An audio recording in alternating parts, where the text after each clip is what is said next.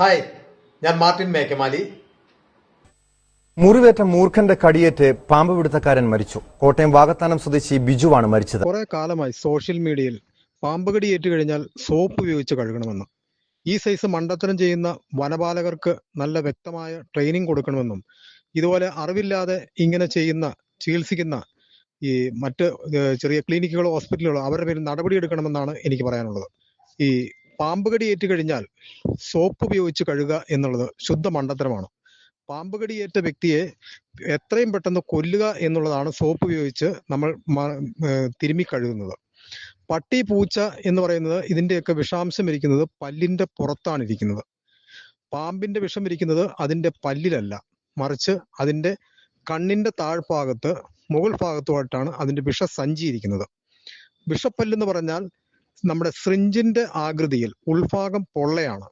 പാമ്പ് നമ്മളെ കടിക്കുമ്പോൾ ഈ പല്ലിന്റെ മുകൾ ഭാഗത്ത് ഇതിന്റെ വിഷസഞ്ചിയുമായി കണക്ട് ചെയ്യുന്ന ഭാഗത്ത് ഒരു ചെറിയ നേർത്ത ഒരു പാട വന്ന് ഈ ഹോള് അടഞ്ഞിരിക്കും. പല്ല് നമ്മളെ കടിക്കുമ്പോൾ പല്ല് പ്രസ് ആവുമ്പോൾ ഷോക്കപ്സർ പോലെ ഈ പാട തുറക്കുകയും വിഷസഞ്ചിയിലെ വിഷം പല്ലിനുള്ളിൽ കൂടി നമ്മുടെ ശരീരത്തിനുള്ളിലേക്ക് മസിലിലേക്ക് ഇഞ്ചക്ട് ചെയ്യുകയാണ് ചെയ്യുന്നത്. അപ്പോൾ പാമ്പ് കടിയേൽക്കുമ്പോൾ നമ്മുടെ തൊലിപ്പുറത്ത് യാതൊരുവിധ വിഷവും ഉണ്ടാവുകയില്ല. വിഷം അത് ഇഞ്ചക്ട് ചെയ്തിരിക്കുന്നത് നമ്മുടെ സ്കിന്നിനുള്ളിൽ മസിലിന്റെ ഉള്ളിലാണ്. നമ്മളൊരു ഹോസ്പിറ്റലിൽ ചെന്ന് ഒരു TT ഇഞ്ചക്ഷൻ എടുക്കുമ്പോൾ ഡോക്ടർമാർ പറയും അവിടെ ശരിക്കും തിരുമ്മി കൊടുക്കാൻ. കാരണം ആ മസിലിന്റെ ഉള്ളിലുള്ള മെഡിസിൻ പെട്ടെന്ന് നമ്മുടെ ബോഡിയിൽ സ്പ്രെഡ് ആവാനായിട്ടാണ് തിരുമ്മാൻ പറയുന്നത്.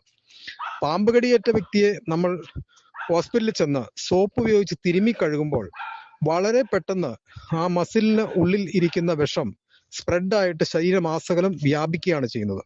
അതുകൊണ്ട് ഒരു കാരണവശാലും പാമ്പ് കടിയേറ്റ് കഴിഞ്ഞാൽ അവിടെ സോപ്പ് ഉപയോഗിച്ച് കഴുകുകയോ കൈകൊണ്ട് തൊടുകയോ ചെയ്യരുത്. അതുപോലെ സോഷ്യൽ മീഡിയയിൽ ചില ആളുകൾ കുറെ കാലമായി പറയുന്നു പാമ്പ് കടിയേറ്റ ആളെ തുറസായ സ്ഥലത്ത് നിവർത്തി കിടത്തണമെന്ന്. എന്തിനാ പോലും പെട്ടെന്ന് ശവക്കുഴിയിലേക്ക് ഇടാനാണോ? പാമ്പ് കടിയേറ്റ വ്യക്തിയെ ഒരു കാരണവശാലും നിവർത്തി കിടത്തരുത്. പാമ്പ് കടിയേറ്റ വ്യക്തിയുടെ കടിയേറ്റ ഭാഗം ഏറ്റവും കൂടുതൽ കടിയേൽക്കുന്നത് കയ്യിലും കാലിലുമാണ് കടിയേൽക്കുന്നത്. അതുകൊണ്ട് തന്നെ കടിയേറ്റ ഭാഗം നെഞ്ചിന് താഴ്ഭാഗത്തേക്ക് തൂക്കി ഇടുക. കടിയേറ്റ വ്യക്തി ഒരു കാരണവശാലും നടക്കുകയോ ഓടുകയോ ചെയ്യരുത്. ഇനി ഈ പാമ്പ് കടിയേറ്റ ഇദ്ദേഹം ഇപ്പൊ നിങ്ങൾ വീഡിയോ കാണുന്ന മനുഷ്യൻ മരണപ്പെട്ടു. ഇതൊരു പഴയ വീഡിയോ ആണ്. ഞാൻ എൻ്റെ ഫയലിൽ ഞാൻ കണ്ടങ്ങനെ എടുത്തിട്ടു എന്നുള്ളൂ. ആ മനുഷ്യന്റെ കയ്യിൽ പ്രാഥമിക ആരോഗ്യ കേന്ദ്രത്തിൽ നിന്നാണോ വനം വകുപ്പ് ഉദ്യോഗസ്ഥരാണോ കയ്യിൽ 2 കെട്ട് കെട്ടിയാക്കുന്നത് നിങ്ങൾക്ക് കാണാൻ സാധിക്കും.